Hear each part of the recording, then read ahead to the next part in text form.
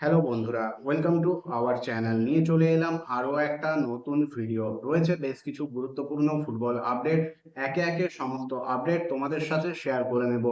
শুরু করব Mohun Bagan super জায়ান্টের update দিয়ে। মোহনবাগান সুপার জায়ান্টকে নিয়ে তিনটে আপডেট এই ভিডিওটায় তোমাদের সঙ্গে শেয়ার করে নেব। প্রথম যে আপডেটটা দিয়ে শুরু করব সেটা হলো আজকে Mohun Bagan super giant Kolkata football লিগের প্রিমিয়ার ডিভিশনের ম্যাচে মুখোমুখি হয়েছিল খিদিরপুরের।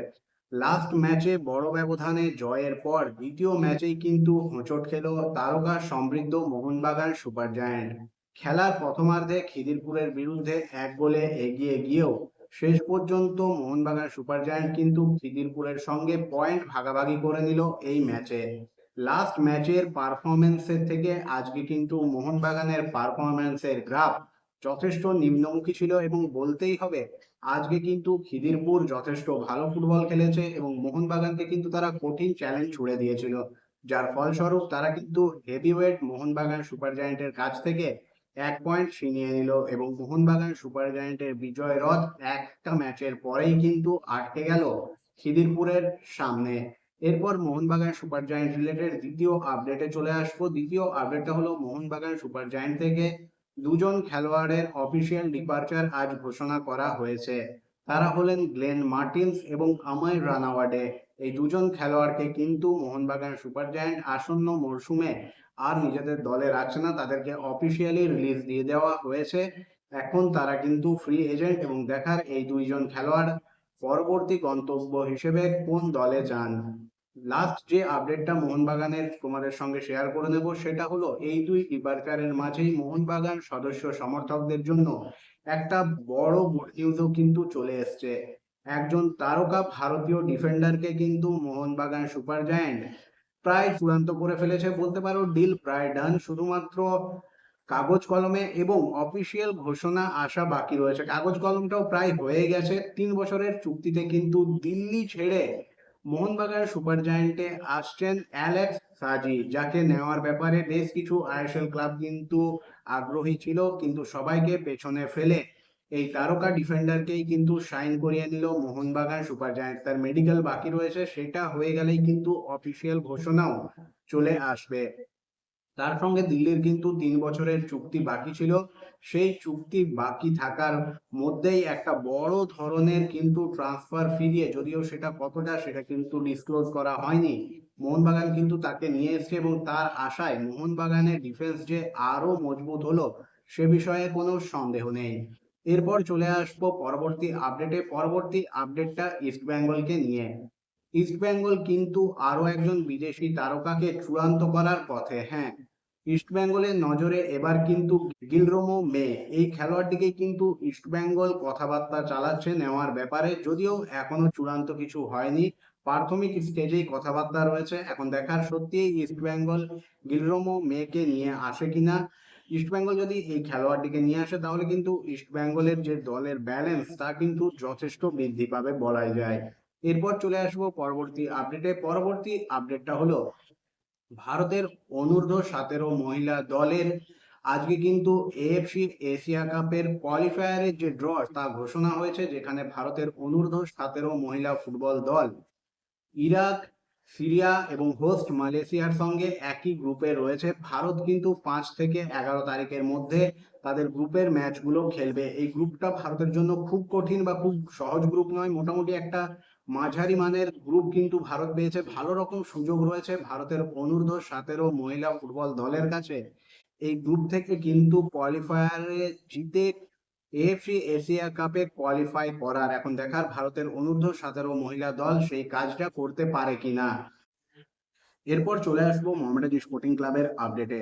মোহামেডান স্পোর্টিং ক্লাব এবারে তাদের সিএফএল এ অভিযান শুরু করেছে রেইনবো অ্যাথলেটিক ক্লাবের বিরুদ্ধে একটা দুর্দান্ত জয় দিয়ে।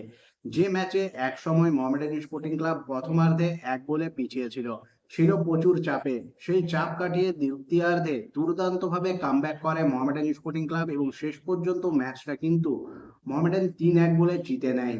সেই ম্যাচ জয়ের আত্মবিশ্বাস, দ্বিতীয়ার্ধের দুর্দান্ত পারফরমেন্সকে সঙ্গী করে মোহামেডান স্পোর্টিং ক্লাব এবারের সিএফএল এর তাদের দ্বিতীয় ম্যাচে কাল মুখোমুখি হবে আরিয়ান ফুটবল ক্লাবের। ম্যাচটা রয়েছে মোহামেডান স্পোর্টিং ক্লাব মাঠে বিকেল 3টে থেকে। ম্যাচ দেখা যাবে নাম্বার 10 স্পোর্টস চ্যানেলে। এই চ্যানেলটা সাবস্ক্রাইব করার জন্য তোমাদেরকে কিন্তু 149 টাকা দিয়ে সাবস্ক্রাইব করতে হবে। তারপর তোমরা কিন্তু মোবাইলে ম্যাচগুলো দেখতে পাবে পুরো সিএফএল এর। মোহামেডানের জন্য কালকের ম্যাচটা সহজ হবে না। আরিয়ানও কিন্তু যথেষ্ট ভালো দল, যদিও তারা কিন্তু তাদের প্রথম ম্যাচে গোল শূন্যভাবে ড্র করেছে। অন্যদিকে মোহামেডান স্পোর্টিং ক্লাব লাস্ট ম্যাচে যে পারফরমেন্স মেলে ধরেছিল দ্বিতীয়ার্ধে, যেভাবে কামব্যাক করেছিল, তার ফলে খেলোয়াড়েরা কিন্তু যথেষ্ট আত্মবিশ্বাসী এবং তারা কিন্তু মনোবল ফিরে পেয়েছে।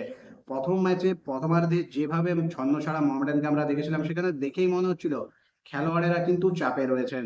এই ম্যাচে কিন্তু সেই চাপ কেটে গেছে, কারণ যেভাবে মোহামেডান জয় তুলে নিয়েছে তা কিন্তু চাপ কাটিয়ে খেলোয়াড়দের আত্মবিশ্বাসী করে তুলেছে। এবং সেই আত্মবিশ্বাসকে সঙ্গী করে মোহামেডান স্পোর্টিং ক্লাব কিন্তু দ্বিতীয় ম্যাচেও আরিয়ানের বিরুদ্ধে জয় তুলে নিতে মরিয়া। কোচ মেহরাজউদ্দিন ওয়াডু কিন্তু যথেষ্ট আত্মবিশ্বাসী যে এই ম্যাচেও মোহামেডান স্পোর্টিং ক্লাব লাস্ট ম্যাচের দ্বিতীয়ার্ধে যে পারফরমেন্স মেলে ধরেছিল, সেই পারফরমেন্সকে সঙ্গী করে এই ম্যাচেও কিন্তু জয় তুলে নেবে। তবে তিনি কিন্তু তার পাশাপাশি সতর্কও। আজকেই আমরা দেখলাম মোহনবাগান কিন্তু আটকে গেছে খিদিরপুরের কাছে, তাই তিনি বাস্তবে পা রেখে চলতে চাইছেন এবং তিনি খেলোয়াড়দেরও সতর্ক করে দিয়েছেন যে কোনোভাবেই যেন আরিয়ানকে হালকাভাবে না নেওয়া হয়, এবং খেলোয়াড়েরাও সে বিষয়ে কিন্তু যথেষ্ট সতর্ক।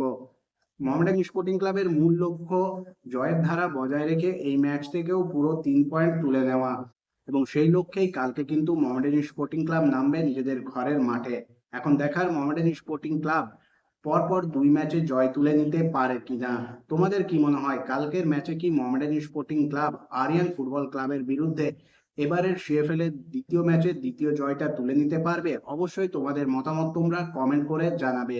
এরপর চলে আসবো আজকের ভিডিওর একেবারে শেষ আপডেটে।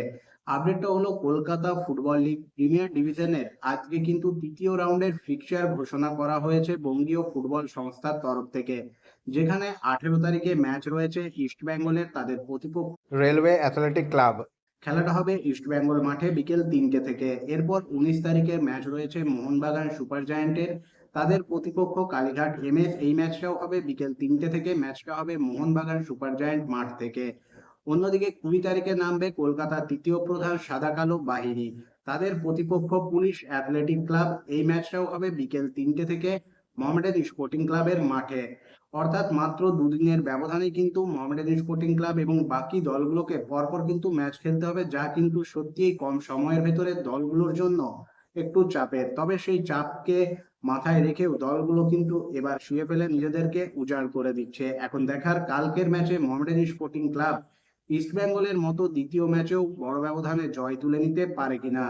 আজকের এই ভিডিওটা বন্ধুরা এই পর্যন্তই। আশা করি ভিডিওটা তোমাদের ভালো লেগেছে। যদি ভিডিওটা ভালো লেগে থাকে অবশ্যই লাইক, কমেন্ট এবং শেয়ার করে দিও।